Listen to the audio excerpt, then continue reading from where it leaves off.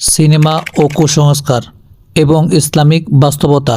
Cinema বা ভৌতিক গল্পের জিন। সিনেমা, গল্প বা লোককথায় প্রায় অশুভ ও ভয়ঙ্কর, মানুষের ক্ষতি সাধনকারী সত্তা হিসেবে উপস্থাপন করা হয়। এসব ক্ষেত্রে দেখানো হয় যে জিন মানুষের উপর ভর করে, তাদের দখল করে নেয় অথবা অতিপ্রাকৃত ক্ষমতা ব্যবহার করে ভয়ঙ্কর সব ঘটনা ঘটায়। আবার কখনো কখনো জিনকে এমন এক শক্তি হিসেবে দেখানো হয় যা মানুষের জীবনকে সম্পূর্ণরূপে নিয়ন্ত্রণ করতে পারে। তবে এটি মূলত বিনোদনের উদ্দেশ্যে তৈরি করা হয়, যার সাথে বাস্তবতার কোনো মিল নেই। ইসলামিক বাস্তবতা। ইসলামে জিনকে একটি অদৃশ্য সত্তা হিসাবে বিশ্বাস করা হয়, যাদেরকে আগুন থেকে সৃষ্টি করা হয়েছে।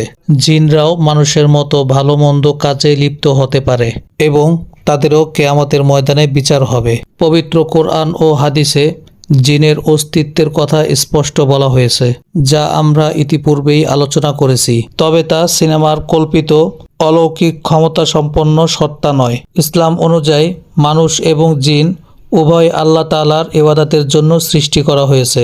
জিনরা মানুষের ক্ষতি করতে পারলেও আল্লাহর আশ্রয় এবং সঠিক ধর্মীয় জ্ঞান থাকলে তা থেকে রক্ষা পাওয়া যায়। কুসংস্কার ও গুজবে বিভ্রান্তি।